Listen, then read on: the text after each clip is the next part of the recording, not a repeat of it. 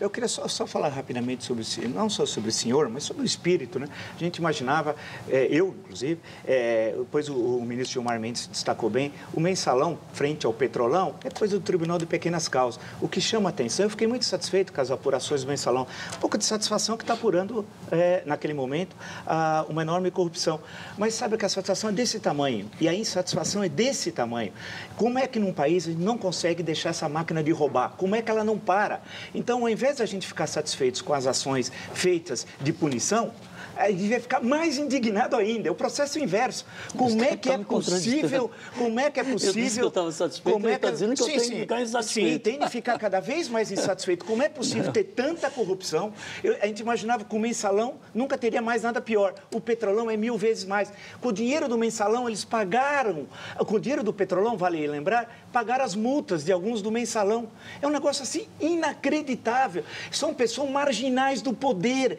A gente não tem que ter medo desse pessoal. E ontem eu vi na Livraria Cultura centenas de pessoas que não têm medo. Nós temos de falar assim, chega, eu não quero mais ver Polícia Federal só prendendo. Eu acho, claro, eu admiro o trabalho deles, mas eu queria ver quando isso acabar. Só vai acabar quando tiver poder judiciário, quando tiver justiça. Nós somos um país injusto, um país classista e que tem uma elite política corrupta e um governo corrupto. A gente precisa ter coragem de dizer isso. Senão, como eu digo aqui, somos bananas. A gente começa a dar de poliana, a gente precisa mudar esse país. Quer dizer, não é possível. Quer dizer, rouba ali, o outro pegou 97 milhões de dólares e vai devolver. Eu falo, como é possível? Vai no Japão fazer isso, vai nos Estados Unidos, vai na Europa Ocidental. Isso só ocorre no Brasil. É uma questão, isso é importantíssimo. O TCU estava querendo acabar com a roubalheira da Abreu e Lima. Ele entrou em direto contato com a senhora chefe da Casa Civil, Dilma Rousseff, para entrar falar com o presidente, para rasgar o que o TCU estava fazendo e continuar com a roubalheira. Ou seja, Dilma tinha conhecimento e o Luiz Inácio Lula da Silva também. Isso que ele disse, se fosse um país sério, é que aqui é uma bandalheira. O Euclides da Cunha, no começo do século, pouco antes de falecer, numa das cartas, ele disse, isso aqui é uma república da bandalheira sistematizada. Infelizmente, 100 anos depois, é a mesma coisa. Se fosse no Congresso americano, vocês imaginam, na França, Portugal, Espanha, onde tem democracias consolidadas, até na Itália, naquela bagunça, se alguém falasse isso, cairia a república. Aqui é visto naturalmente. Vila. Bem, o conjunto das notícias acho que mostra como é o Brasil. Que país fantástico. Como os brasileiros são bons e os governos são trágicos. Como a gente consegue sobreviver num país em que morreram 250 pessoas lá no Sul, no Rio Grande do Sul. Até hoje, cadê o julgamento? Nada. Quantas boates que estão espalhadas pelo Brasil esperando novas tragédias? Nada. Ninguém está nem aí, o tempo passa. De resto, vai no Maranhão, encontra o INCRA, o sujeito fraudando. Essa senhora Roriz, puxa vida, em qualquer país sério ela estaria presa. Aqui ela continua, e se facilitar, ela reaparece. Esse é o Brasil de hoje. Enquanto isso, nós trabalhamos, educamos os nossos filhos, as pessoas casam, constroem as coisas, lutam, pagam os impostos, e é duro sobreviver num país marcado por essa estrutura de corrupção e por um Estado falido, carcomido. E aí que a gente quer ver a mudança disso. O duro que a gente não vê, o tempo vai passando e parece que isso se petrificou, né? Arqueto aqui, Vila, no Twitter. Costa enjoado é duro de acreditar. É enojado, né? É enojado.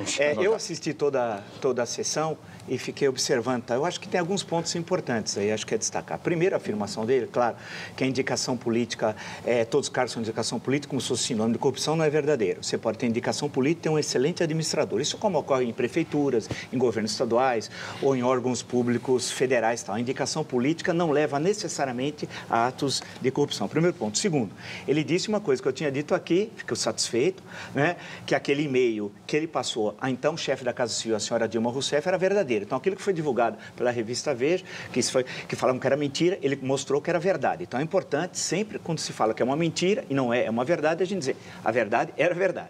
Em suma, ele passou direto e ele disse que fez aquilo com o conhecimento da Casa Civil, passando por cima, portanto, do presidente da Petrobras.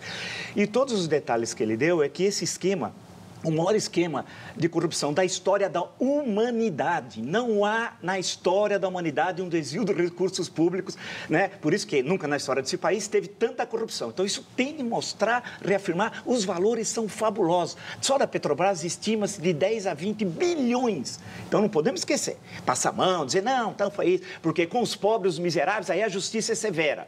com o chefe de quadrilha vira consultor. Então, precisa ver como é que a justiça age no Brasil. Então, esse caso eu fiquei olhando para os dois, o senhor Cerveró e para ele. Fiquei observando o que cada um falava, orientado pelos seus defensores, etc. Tal. Foi importante destacar que o esquema vai para o setor elétrico, que ainda nem foi tocado, PAC, obras da Copa. Portanto, o Petrolão, que já é um escândalo fabuloso, não é só esse. Ele tem uma árvore com vários galhos e tal. Agora, isso só existe por interesse político. Isso financia a eleição. O Petrolão financiou, no mínimo, eleição de 2010, imagina com esses valores, e eleição de 2014. Ou a gente acha que... Barusco, quem é Barusco? Um simples gerente.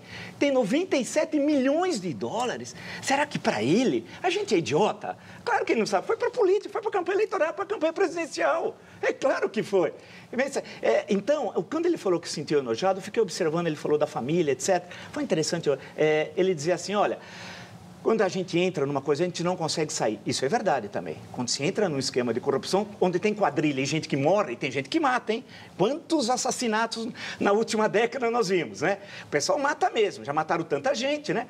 Ele estava preocupado. Então, eu acho que foi importante, não avançamos muito, mas teve perguntas interessantes. O Cerveró teve de responder acusações do Paulo Roberto Costa, não conseguiu responder, porque Paulo Roberto Costa fez a delação premiada. Cerveró ainda não. Mas, com o volume de provas que tem, e a delação, volto a só destacar para concluir, é importantíssimo. É ela que permite a gente devassar uma estrutura de corrupção de um Estado carcomido como esse que nós temos.